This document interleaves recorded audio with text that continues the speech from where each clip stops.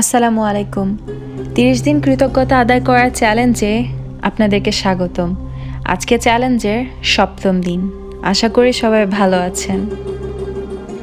কাসিম আলী শাহ বলেছিলেন, চিন্তা আমাদেরকে ক্লান্ত বানায়, আমাদের পরিস্থিতি নয়। আর আজকে আমরা কথা বলবো নেগেটিভ চিন্তাভাবনা বা নেতিবাচক চিন্তাভাবনা নিয়ে। একজন কৃতজ্ঞ ব্যক্তি যে কোনো পরিস্থিতিতেই কৃতজ্ঞ থাকেন, সেটি সম্পর্কের মধ্যে অশান্তি হোক বা শারীরিক অসুস্থতা অথবা চাকরিতে সমস্যা। নেগেটিভ পরিস্থিতি আমাদের জীবনে আসে অনেক বেশি সময়কাল ধরে কৃতজ্ঞতা প্রকাশ না করলে।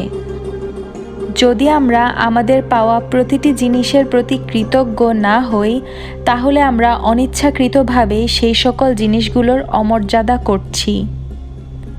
কোনো জিনিস পেয়ে তা অমর্যাদা করা নেগেটিভিটির প্রধান কারণ যখন আমরা কৃতজ্ঞ না হই, তখন আমরা সে জিনিসগুলোর মর্যাদা করি না। অন্যদের ধন্যবাদ জানানো আমাদের জীবনে যেমন নেয়ামত আনে, তেমনি আমাদের যা আছে তার অমর্যাদা করলে এই নেয়ামত কমতে থাকে। আপনি কি কৃতজ্ঞ আপনার স্বাস্থ্যের জন্য? নাকি আপনি শুধু তখনই ওই কথা ভাবেন যখন আপনি অসুস্থ হন বা ব্যথা পান তখন? আপনি প্রতিদিন কি আপনার কাজের জন্য কৃতজ্ঞ? নাকি আপনি তখনই এর মূল্য বুঝেন যখন কর্মস্থল থেকে লোক ছাঁটাই করা হয়? আপনি কি প্রতিনিয়ত আপনার বেতন নিয়ে কৃতজ্ঞ? নাকি যখন আপনি বেতন পান এটি অমর্যাদা করেন? আপনি কি আপনার প্রিয়জনদের প্রতি কৃতজ্ঞ যখন সব কিছু ঠিকভাবে যাচ্ছে? নাকি আপনি তখনই তাদের সাথে কথা বলেন যখন কোনো সমস্যায় থাকেন? আপনি কি কৃতজ্ঞ আপনি প্রতিদিন বেঁচে আছেন? নাকি আপনি এইটার অমর্যাদা করছেন কৃতজ্ঞ না হয়ে? কোনো কিছু মঞ্জুর করে নেওয়ার ফলে আমরা অভিযোগ করি, নেতিবাচক চিন্তা করি এবং বেতিবাচক কথা বলি। যখন আমরা আমাদের পাওয়া এইসব জিনিস নিয়ে অভিযোগ করি, এতে করে আমরা নিজেরাই আমাদের জীবনে নতুন জিনিসের আগমন আনি অভিযোগ করে। ভাবুন, আপনি যখন কোনো কিছু নিয়ে অভিযোগ করছেন, যখন আপনার বাম কাঁধের ফেরেশতা এগুলা লিস্ট করছে এবং এই লিস্ট অনেক বেড়েই যাচ্ছে, আর আপনি হয়তো চান না যে এই লিস্ট আরও বড় হোক। আপনি যত আপনার পাওয়া জিনিসগুলোর প্রতি অভিযোগ করবেন, ততই আপনি নিজের স্বপ্নের জীবনকে নিজের থেকে দূরে ঠেলে দিচ্ছেন। এখন আপনি বুঝুন, যখন আপনি অভিযোগ করেন, নেতিবাচক চিন্তা করেন বা নেতিবাচক কথা বলেন, এইসব আপনার জীবন থেকে ভালো জিনিসগুলোর পরিমাণ কমিয়ে আনে। এখন আপনি বুঝুন যে যখন কোনো সমস্যায় পড়েন বা ভুল হয়, তখন আপনি নিজের অজান্তেই অনিচ্ছায় অকৃতজ্ঞতা প্রকাশ করেন।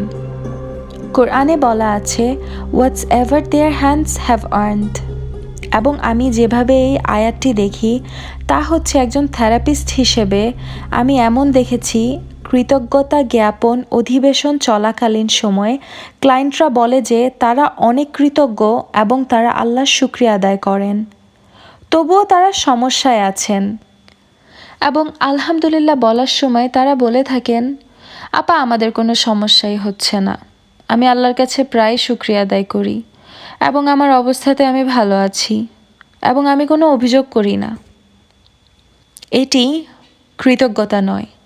কৃতজ্ঞতা শুধুমাত্র একটি শব্দ নয়, এটি হচ্ছে একটি উপায়, আমাদের জীবনে চলার উপায়। যখন আপনি কৃতজ্ঞ হন, তখন নেতিবাচক হওয়া, সমালোচনা করা, দোষারোপ করা অসম্ভব। যখন আপনি কৃতজ্ঞ হন, তখন দুঃখ পাওয়া আর নেতিবাচক চিন্তা করা অসম্ভব। আর আনন্দের বিষয় হচ্ছে, যদি আপনি এখন একটি কঠিন সময়ের মধ্যে থাকেন, তাহলে এই কৃতজ্ঞতাটাই আপনার এই কঠিন সময় দূর করতে পারবে ইনশাল্লাহ। প্রথমত, যতই কঠিনই হোক না কেন, আপনার খুঁজতে হবে কোন জিনিসগুলোর প্রতি আপনি কৃতজ্ঞ হতে পারেন। কঠিন হলেও আপনি চাইলেই খুঁজে পেতে পারেন কোন জিনিসগুলোর প্রতি আপনি কৃতজ্ঞ। যখন আপনি জানেন যে এই কৃতজ্ঞতা আপনার সমস্যা দূর করতে পারবে। আমি জানি এই চ্যালেঞ্জটি আপনার জন্য কষ্টসাধ্য হতে পারে, কিন্তু আমি আপনাকে পথ দেখাচ্ছি। আপনি আপনার জীবনের একটি সমস্যা বা নেতিবাচক অবস্থার কথা ভাবুন, যেটি আপনি দূর করতে চান, এবং এমন 10টি জিনিসের কথা ভাবুন যেগুলোর প্রতি আপনি কৃতজ্ঞ। আপনার ফোন, খাতা অথবা কম্পিউটারে এমন 10টি জিনিসের কথা লিখুন যেগুলোর প্রতি আপনি কৃতজ্ঞ। উদাহরণ হিসেবে আমি বলতে পারি, ধরুন আপনার কোনো চাকরি নেই, আপনি বেকার, আর আপনার শত চেষ্টার ফলেও কাজ পাচ্ছেন না। আপনার এই অবস্থাটি আপনি প্রতিনিয়তই কৃতজ্ঞতা আদায়ের মাধ্যমে পরিবর্তন করতে পারেন। উদাহরণ হিসেবে আমি বলতে পারি যে আমি কৃতজ্ঞ যে আমি এমন অবস্থায়ও আমার পরিবারের সাথে সময় কাটাতে পারছি, বা আমার চাকরি ছিল এবং আমি এ থেকে অভিজ্ঞতা অর্জন করতে পেরেছি, আমি কৃতজ্ঞ। বা প্রতিদিনের চাকরির সন্ধান করতে পারছি, ইন্টারভিউ দিতে পারছি, আমি এর জন্য কৃতজ্ঞ। বা আমি কৃতজ্ঞ আমি সুস্থ আছি আর আমি কাজ করতে পারবো। বা আমি কৃতজ্ঞ যে আমি আমার পরিবার আমাকে এই অবস্থায়ও আমাকে অনুপ্রেরণা দিয়েছে, সাহস দিয়েছে। বা আমি কৃতজ্ঞ এর জন্য যে আমার কাজ চলে গিয়েছে, এর মধ্যে দিয়েও আমি শিখতে পেরেছি কাজ থাকার মূল্য কতটুকু। একজন বেকার হয়েও সে যদি আল্লাহর কাছে কৃতজ্ঞতা আদায় করে, তার এই বেকারত্বের সমস্যা অবশ্যই দূর হবে ইনশাল্লাহ। এটি হচ্ছে কৃতজ্ঞতার শক্তি। কৃতজ্ঞতা আদায়ের শক্তি যে কোনো নেতিবাচক অবস্থা থেকেও বড়।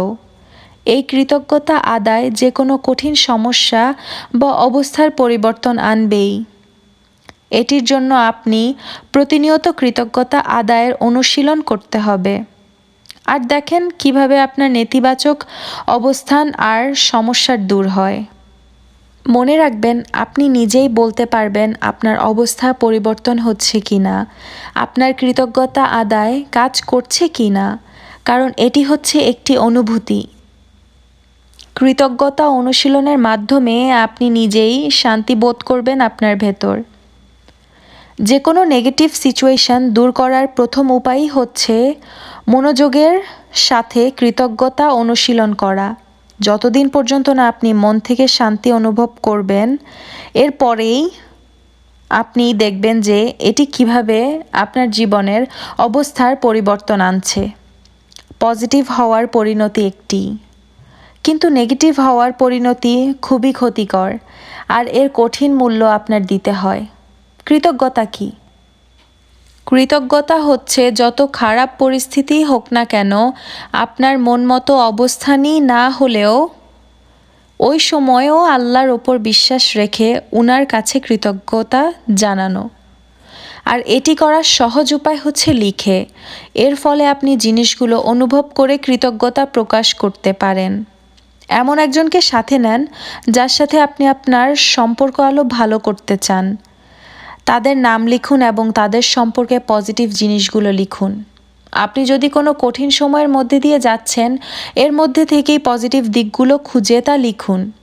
এটির ফলে আপনি প্রথমত যেই উপকারিতা পাবেন তা হচ্ছে আপনি আপনার মনের গভীর থেকেই উৎসাহ পাবেন, শান্তি পাবেন এবং ধৈর্য ধারণ করা শিখবেন এবং পজিটিভ চিন্তা করা শুরু করবেন।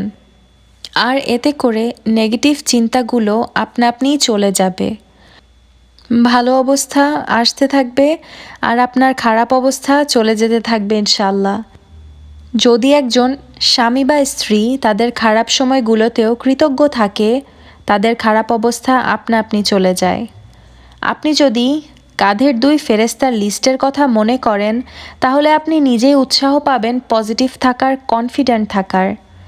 আজকের চ্যালেঞ্জটি হচ্ছে শুধুমাত্র আজকের 24 ঘন্টার জন্য চেষ্টা করুন যেন আজকের একদিন আপনি কোনো নেগেটিভ কথা না বলুন।